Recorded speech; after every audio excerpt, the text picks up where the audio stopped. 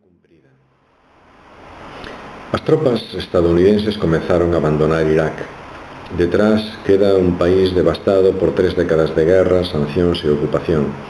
A sociedade, a economía e ata a paisaxe iraquí ofrecen un presente desolador, agravado agora pola persistencia das fracturas internas que enfrontan a xiítas e sunitas, a árabes e curdos, a baasistas e non baasistas, a defensores e opositores da ocupación estadounidense. A preocupación por unha intensificación dos enfrontamentos entre curdos e árabes non é a menor de todas as que figuran na axenda.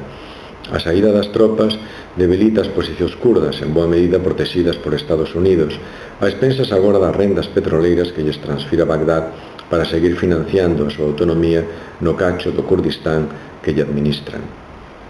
Xunto ás rivalidades entre as diferentes comunidades, a seguridade é outro dos grandes problemas herdados.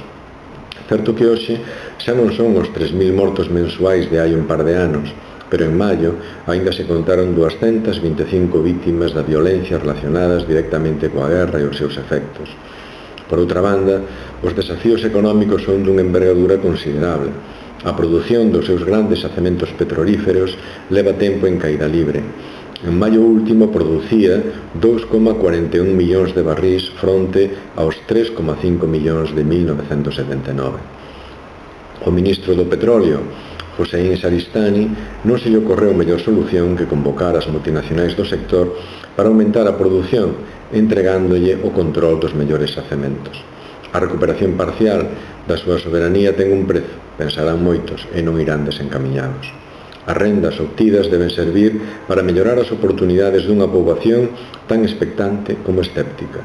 A chaira da Mesopotamia bíblica, berce da agricultura e da irrigación, é hoxe unha zona árida, ao igual que o 92,5% do territorio do país. Bagdad converteuse nestes anos nun dos principais importadores mundiais de alimentos.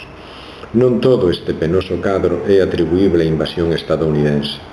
O desastre comezou nos anos 80 coa guerra contra Irán e seguiu despois coa derrota fronte a Kuwait, as sancións, etc. Pero, sen dúbida, a partir de 2003, as circunstancias da guerra fixeron un terrible dano.